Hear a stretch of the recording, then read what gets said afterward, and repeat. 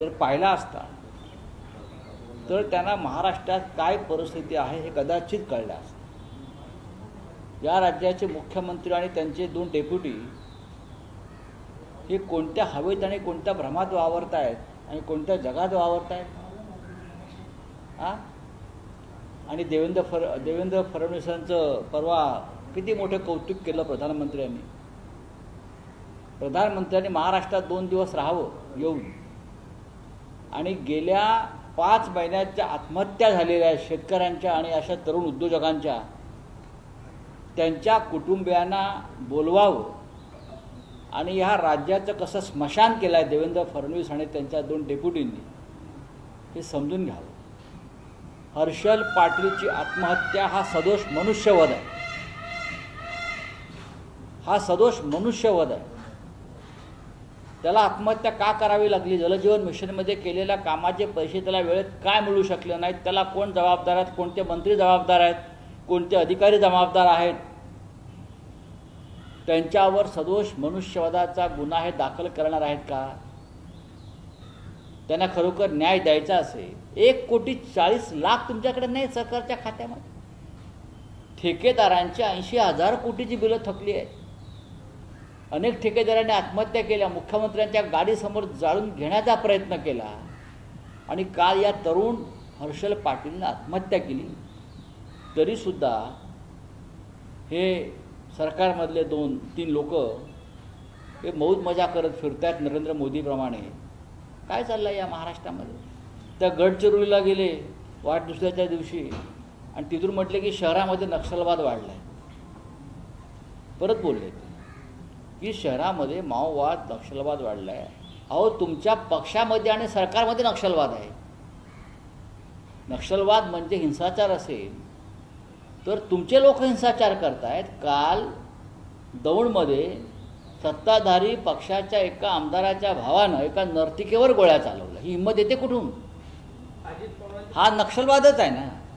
ते अजित पवारच्या असतील किंवा एकनाथ शिंदेच्या असतील, लोक सरकारचेच आहेत ना। खुलेआम मारामाऱ्या होत आहेत, एकमेकावरती हल्ले करतात सरकारचे लोक। हा नक्षलवादच आहे। आधी तुमच्या सरकारमधला हा नक्षलवाद, हनी ट्रॅप सुद्धा नक्षलवादच आहे, लक्षात घ्या। हा सुद्धा एक प्रकारचा नाजूक दहशतवाद आहे। हे सगळं तुमच्या सरकारमध्ये फडणवीस चालू असताना तुम्ही गोलगप्प्यासारखे गोडगप्पा कोणाला मारून दाखवत आहे? थांबवा हे प्रकार। महाराष्ट्र खतम होते, महाराष्ट्र लुटला जातोय, महाराष्ट्राची बेअब्रू होते। आमच्या काल संसदेतल्या महिला खासदारांनी निशिकांत दुबेला जाब विचारला, तुम्ही काय केलं? अडवून विचारलं आमच्या खासदारांनी।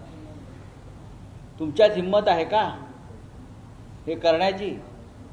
कोकाट्यांसारख्या मंत्र्यांना आणि हनी ट्रॅपमध्ये अडकलेल्या मंत्र्यांना तुमच्यामध्ये काढण्याची हिंमत नाही आहे सरकारमधून। अजून तुमचे पाय लटपटत आहेत, तुम्ही धमक्या कोणाला देताय रोज उठून? हे प्रकार राज्याच्या मुख्यमंत्र्यांनी थांबवायला पाहिजे आणि राज्य गांभीर्यानं चालवायचा प्रयत्न केला पाहिजे। इतकंच मी त्यांना सांगेन। ते दिल्लीत येतील, मोदींना भेटतील, ते कोणते अमित शहाना भेटतील, ते त्यांचा प्रश्न आहे। तो महाराष्ट्रावरती इथून बोला आणि खरं बोला, दिल्लीत येऊन खोटं बोलू नका। ते खोटं बोलतायत, त्यांना खोटं बोलण्याचा आजार जडला आहे आणि विस्मरणाचाही आजार जडलेला आहे। म्हणजे 1 कोटी जर बिल द्यायला कंत्राटदारांचे नसतील तर मग नक्की राज्य अडचणीत कशामुळे आले? कशाचा परिणाम? बघा, राज्य अडचण झालेलं आहे लुटमारीमुळे, मंत्र्यांच्या लुटमारीमुळे। जलजीवन मिशनमधला भ्रष्टाचार हा भयंकर भ्रष्टाचार। जलजीवन मिशनमधली कामं, MMRD मधली कामं, रस्त्याची कामं, बरं का, अनेक कामामध्ये नगरविकास खात्यातला भ्रष्टाचार, लाडकी बहिणीच्या निमित्तानं होत असलेले घोटाळे आणि ते पैसे जमा करण्यासाठी होणारी कसरत, ठेकेदारांकडून कामं करून घेताना 80,000 कोटी रुपये त्यांना द्यायला तुमच्याकडे नसतील तर राज्य तुम्ही डबघाईला आणलं आहे ना। आणि हे अशा प्रकारचं राज्य चालवणं, याला मी काही मार्क देत नाही आम्ही त्यांना। महादेव मुंडे यांची जी हत्या झाली त्याचा पोस्टमॉर्टम रिपोर्ट काल समोर आला। बघा, हा कायदा सुव्यवस्थेचा प्रश्न आहे। देवेंद्र फडणवीस गृहमंत्री आहेत, त्यांचं गृह खातं फक्त सरकारच्या विरोधामध्ये जे बोलतायत, काम करतायत त्यांना अडकवण्यासाठीच आहे। अजिबात नाही. त्या नर्तिकेवर गोळीबार केलेला आमदाराचा भाऊ आता सापडलेला नाही आहे. गुन्हे दाखल करून सोडून दिला आहे. पण त्याच वेळेला नगर जिल्ह्यामध्ये शिवसेनेचे शहर प्रमुख किरण काळे यांच्यावर बलात्काराचा खोटा गुन्हा दाखल केला. का? त्याने अहिल्यानगरमधल्या 400 कोटीचा भ्रष्टाचार रस्त्याचा बाहेर काढला, महानगरपालिकेचा. आमदार संग्राम जगताप यांचा घोटाळा बाहेर काढला IIT पार्कचा. आणि पहाटे 3 वाजता जाऊन पोलिसांनी त्यांच्यावर खोटा गुन्हा दाखल केला बलात्काराचा. पण पहाटे 3 वाजता पोलीस आमच्या कार्यकर्त्याकडे पोचतात. पण त्या नर्तिकेवर केलेला गोळीबार करून बंदुका काढून त्या बाईला जखमी केलं. ती बाई मृत्यूशी झुंज देते आहे. पोलीस त्याला पकडू शकले नाही. ही या राज्याची परिस्थिती आहे. कोणाला तुम्ही कायदा, विरोधकांना फक्त अटकाव करण्यासाठी, विरोधकांचा गळा दाबण्यासाठी तुमचं कायद्याचं काम चालू आहे या राज्यामध्ये. हर्षल पाटीलच्या गुन्हेगारांना पकडणार आहात तुम्ही? आत्महत्या आहे, हा खून आहे म्हणतो मी. हा सरकारनं केलेला खून आहे. सरकारकडे जर पैसे नसतील मग कामं देताय कशाला? 1,40,00,000 नसतील तर तुम्ही कामं काढताय कशाला? मंत्र्यांना कमिशन खाण्यासाठी. सगळे मंत्री कमिशनखोर आहे. 4 मंत्री हनी ट्रॅपमध्ये अडकलेले आहे. वारंवार आम्ही सांगतो, देवेंद्र फडणवीस यांच्याकडे सगळे पुरावे आहेत. CD आणि पेन ड्राईव्ह सह सगळे पुरावे आहेत. तरी हे महाशय गप्प का बसले आहेत? काय त्यांचा काय कुठे हात अडकला का त्याच्यामध्ये? का गप्पा बसले आहेत? बताइए. कारण काय आहे? गप्प काय आहेत? नुसतं चेहऱ्यावरती खोटं हास्य घेऊन फिरता आणि भाषणं करताय. काय तुम्ही त्या गडचिरोलीला स्टील सिटी करताय, उत्तम. पण महाराष्ट्र पोकळ होतोय बघा ना. महाराष्ट्र पोकळ झालाय हो पूर्णपणे तुमच्या या कारभारामुळे. कशाची भीती आहे हनी ट्रॅपमध्ये? म्हणजे तुम्ही म्हणताय की त्यांचीच माणसं अडकली आहेत ना. भीती अशी आहे की त्यांचीच माणसं अडकलेली आहेत जवळची. त्यांचे सगळे संकट मोचक त्यात अडकलेले आहेत. मी कोणाचं नाव घेत नाही. त्यांचेच लोक अडकले आहेत. आणि मी 4 मंत्र्यांची नावं घेतोय, सांगतोय. पण इतर अनेक जण आहेत त्यांचेच लोक, त्यांच्याच जवळचे लोक आहेत. अख्खा भाजपचा गोतावळा त्याच्यामध्ये अडकलेला आहे. याचं मी काल स्पष्टपणे सांगितलं. आमचे 4 खासदार हनी ट्रॅपमध्ये यांनी अडकवले होते आणि ते सोडून गेले. आमचे 4 तरुण खासदार, बरं का, एकदम शक्तिमान खासदार, त्याला समजणारे, हे हनी ट्रॅपमध्ये ह्या लोकांनी अडकवले व्यवस्थित आणि त्यांना शिवसेना सोडायला भाग पाडलं. काही आमचे आमदार त्यात अडकवले. ठीक आहे, आता तुमचं बोला. तुम्ही कुणाला वाचवताय? तुम्ही असं म्हणालात की दाढी टाकण्यात आलाय, त्याच्या काय मध्ये मिळालंय का? 100% मिळालेलं आहे. 100% मिळालेलं आहे. पण पोलीस हे भाजपा कार्यकर्त्यासारखे काम करत आहेत. पोलीस हे गृह खात्याच्या अधीन राहून देवेंद्र फडणवीस यांची खाजगी कामं करत आहेत आपापल्या लोकांना वाचवण्यासाठी. हे जर विरोधी पक्षाचं कोणी असतं याच्यामध्ये तर एवढाला देवेंद्र फडणवीसांनी, बरं का, कस्तुरचंद पार्क जे नागपूरला आहे तिथे सभा घेऊन स्क्रीन लावून सगळ्या गोष्टी दाखवल्या असत्या. पण आता त्यांचे लोक आहेत. महाराष्ट्राची बेआबरू होते याचं त्यांना काय पडलेलं नाही. दिल्लीमध्ये कसल्या फेऱ्या मारत आहेत? दिल्लीमध्ये आहोत आम्ही. आणि काय हे सरकारचं काय, हे जे सरकार दिल्लीतलं चाललं आहे ते आवड घटकेचे सरकार आहे. मोहन भागवत आज मुस्लिम बुद्धिजीवांशी, मोहन भागवत दिल्लीमध्ये आहेत. मुस्लिम बुद्धिजीवी आणि धर्मगुरूंशी आज दिवसभर चर्चा करणार आहे, संवाद साधणार आहे. महाराष्ट्रातल्या काही मंत्र्यांना आत्महत्या करावी लागेल टिल्ल्या पिल्ल्यांना. महाराष्ट्राचे जे काही टिल्ले पिल्ले मंत्री आहेत, सरसंघ चालक जर मुस्लिम समाजाशी चर्चा करणार असतील आम्ही स्वागत करतो. पण जे सातत्यानं विष पेरतायत समाजाविषयी, धर्माविषयी, खास करून आमच्या महाराष्ट्रात, उत्तर प्रदेशमध्ये, आज त्यांना विष खाऊन मरण्याची वेळ येईल. मी सरसंघ चालकांचं स्वागत करतो. समाजात दुही राहता कामा नये, या देशात दुही राहता कामा नये. प्रत्येकाचे प्रश्न समजून घेतले पाहिजेत आणि ते प्रश्न समजून सरकारपुढे मांडले पाहिजेत. या देशाच्या नागरिकांना त्यांचे न्याय्य हक्क मिळायला पाहिजे, तो कोणत्याही जाती धर्माचा असो. आज बिहारमध्ये जे सुरू आहे SIRच्या नावाखाली एका विशिष्ट जाती धर्माच्या लोकांची नावं काढली जातात. महाराष्ट्रातसुद्धा ते केलं. याला लोकशाही म्हणत नाहीत. म्हणून सरसंघचालक जर अशा प्रकारे काही चर्चा करून काही विषय समोर आणणार असतील तर आम्ही सरसंघचालकांचं अभिनंदन करतो. उदय सामंत ठाकरेंची येत्या 8 दिवसामध्ये भेट घेणार आहेत. त्याचं म्हणतात की जर युतीची चर्चा करायची बघा, असेल उदय सामंत यांनी राज ठाकरे यांच्या घराखाली एक कॉटेज बांधावं. ह्या लोकांना आता मग उदय सामंत असतील किंवा भाजपचे लोक असतील, सन्माननीय राज ठाकरे आणि सन्माननीय उद्धव ठाकरे हे दोन बंधू एकत्र आल्यापासून यांची झोप उडाली आहे. हे जे विष पेरण्याचं काम करत होते आणि महाराष्ट्रामध्ये गोंधळ निर्माण करण्याचं काम करत होते, ते दुकान त्यांचं बंद झालं.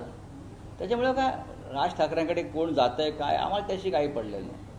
आम्ही एकत्र आहोत हे दोन्ही बंधूंनी सांगितलेलं आहे. आणि उदय सामंतांना सवय आहे जायची अशा त्यांचं कोण ऐकत नाही.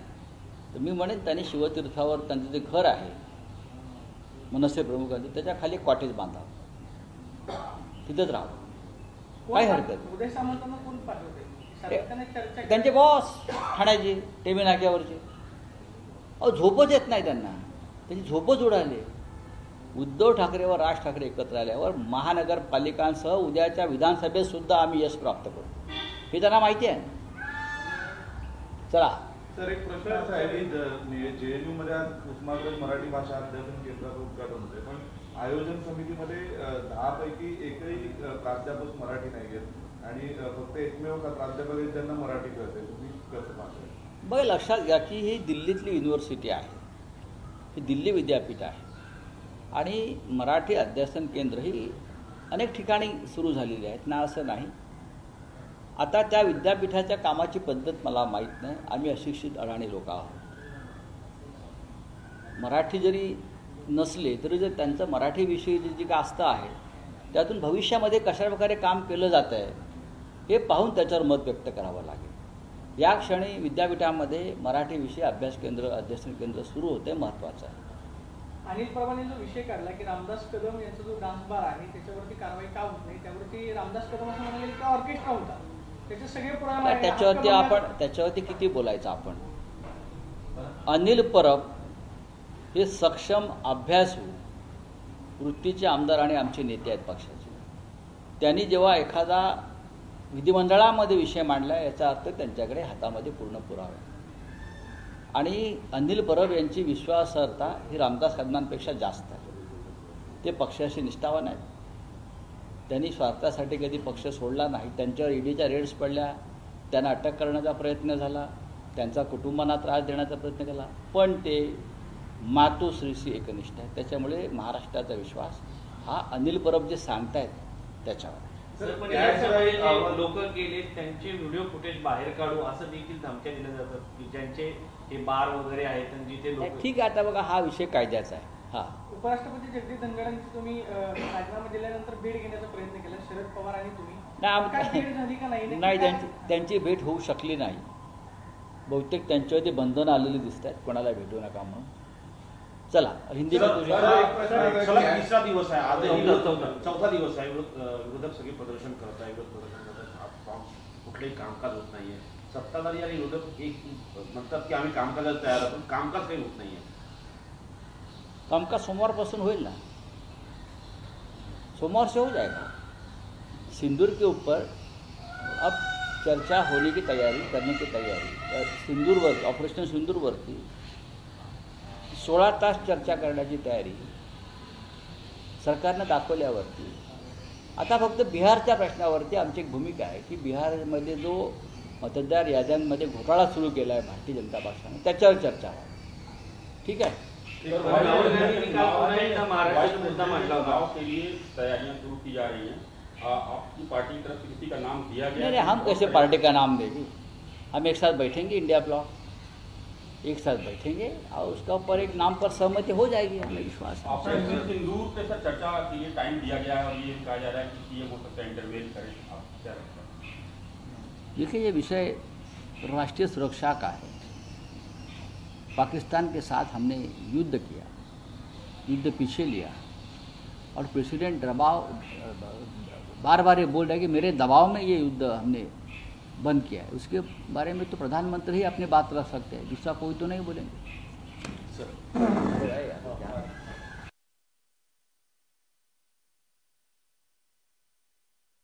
जर पाहिला असता तर त्यांना महाराष्ट्रात काय परिस्थिती आहे